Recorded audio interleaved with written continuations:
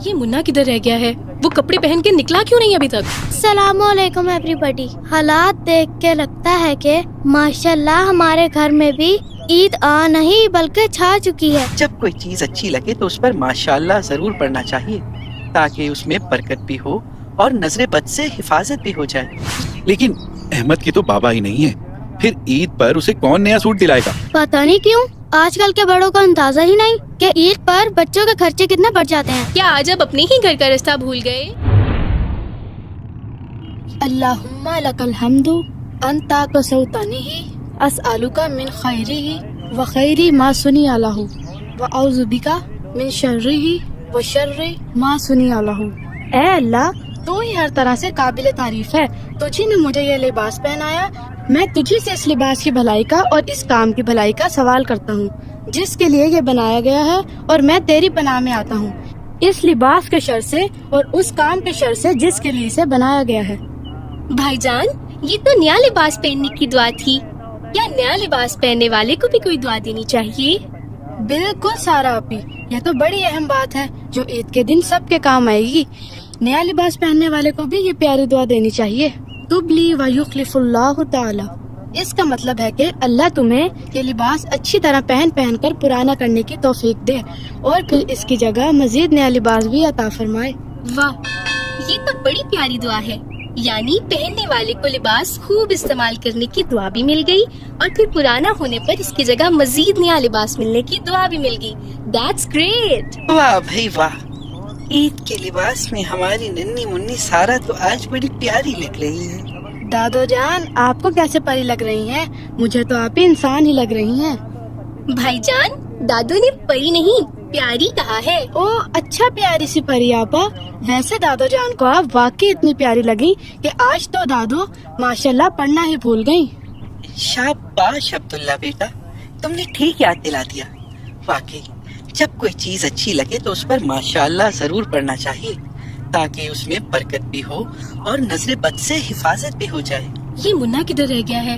وہ کپڑے پہن کے نکلا کیوں نہیں ابھی تک؟ ضد کر رہا تھا کپڑے خود پہنے کا.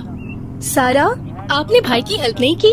السلام علیکم ایوری بڈی. حالات دیکھ کے لگتا ہے کہ ماشاءاللہ ہمارے گھر میں بھی عید آ نہیں بلکہ چھا چکی ہے. منی، تم نے عید کے کپڑے کیوں نہیں پہنے؟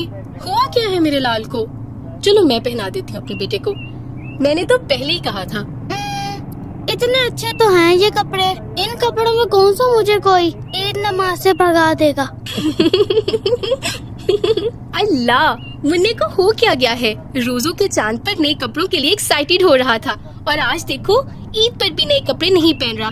چیک کرو کہیں منی نے عید کی جگہ روزوں کا چاند تو نہیں دیکھ لیا. السلام علیکم. وعلیکم السلام. احمد بیٹا، بڑا پیارا سوٹ پہنا ہے آپ نے. ماشاءاللہ بالکل منی جیسا ہے. منی جیسا اور پیارا تو ہونا ہی تھا. دیا بھی تو میرے پیارے دوست منی نہیں ہے. منی دیا ہے؟ احمد بیٹا، یہ آپ کیا کہہ رہے ہیں؟ او اللہ، لو دیکھو، میں تمہیں بتانا ہی بھول گیا تھا. میں بتاتا ہوں یہ قصہ کیا ہے. اصل میں عید کی شاپنگ سے واپسی پر منی کو یاد آیا کہ عید پر سب کو نئے کپڑے تو ان کے بابا دلواتے ہیں، لیکن احمد کی تو بابا ہی نہیں ہے. پھر عید پر اسے کون نیا سوٹ دلائے گا؟ منی کے کہنے پر ہم احمد کے گھر جا کر اسے وہی سوٹ اور عیدی دے آئے جو منی کے لیے خریدا تھا. لیکن منی بیٹا، میں نے ویسا ہی دوسرا سوٹ لا کے تمہاری الماری میں رکھ دیا تھا. لیکن انکل، منی کے گفٹ کے بعد مجھے زمزم ٹرسٹ والوں کی طرف سے بھی گفٹ ہیمپر مل گیا تھا جس میں سوٹ، جوتے، عیدی اور بڑے پیارے گفٹ تھے.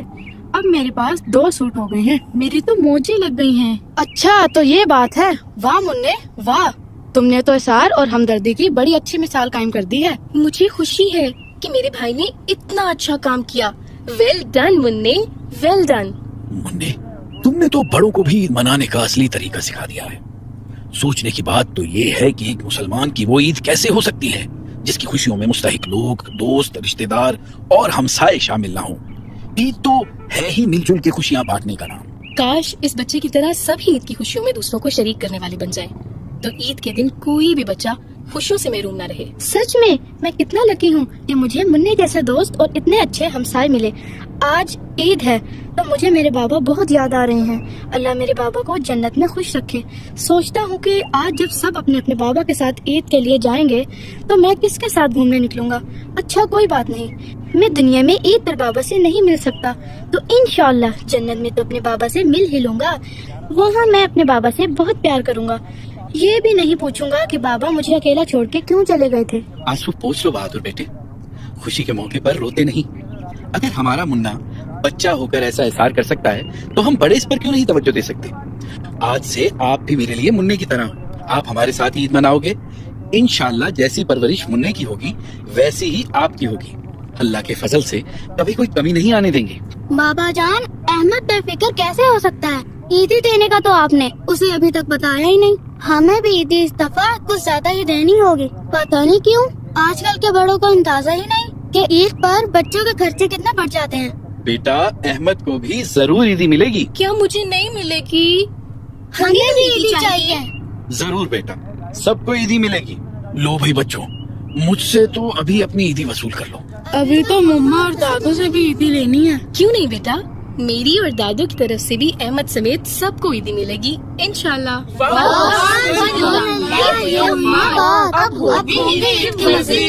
अल्लाह तेरा शुक्र है कि जिसने हमारे घर को एक यतीम को खुश करने और उसके आंसू पोंछने वाला बनाया। या अल्लाह हमारे घर वालों पर ऐसे ही मेहरबान रहना।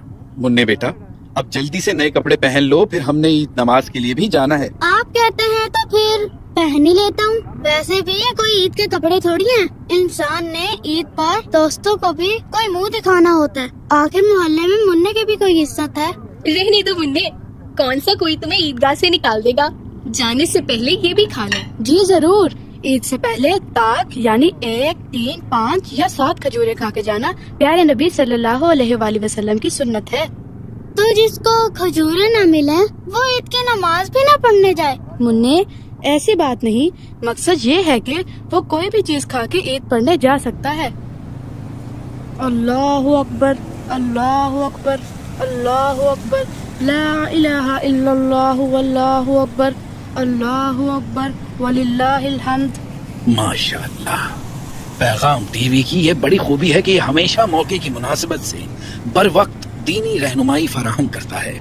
चलो भाई बच्चों, खुशी खुशी तकबीरात पढ़ते हुए ईदगाह की तरफ चलो। ईद के दिन तकबीरात पढ़ना हमारे प्यारे नबी सल्लल्लाहु अलैहि वसल्लम की सुन्नत है। अल्लाहु अकबर, अल्लाहु अकबर, अल्लाहु अकबर,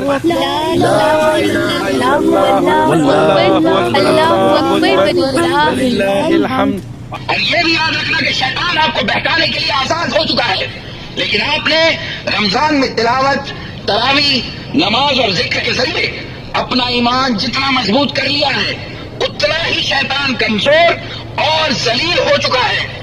देखो, अब फिर से अपना ईमान कमजोर करके शैतान को ताकतवर न कर लेना।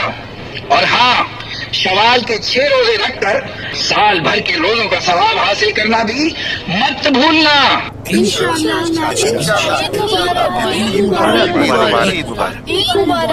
अहले इस्लाम को ईद मुबारक। तकब्बल अल्लाहु मिन्ना व मिनकुम। ये कौन सी दुआ है? मुन्ने ये ईद मिलने की बड़ी खूबसूरत दुआ है। सहाबा कराम ईद के रोज एक दूसरे को यही दुआ देते थे। बाबा जान, इस तरफ।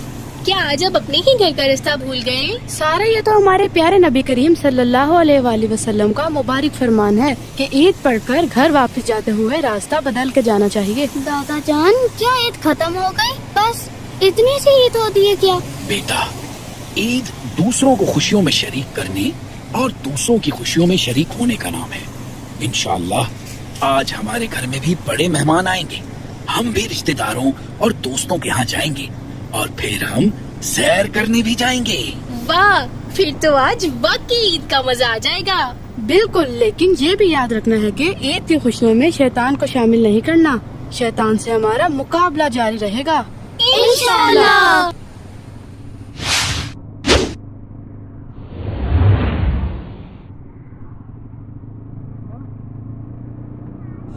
आपको हमारा ये वीडियो पसंद आया हो तो प्लीज हमारे चैनल को सब्सक्राइब कीजिए और हाँ, वीडियो को लाइक और शेयर करना मत भूलना।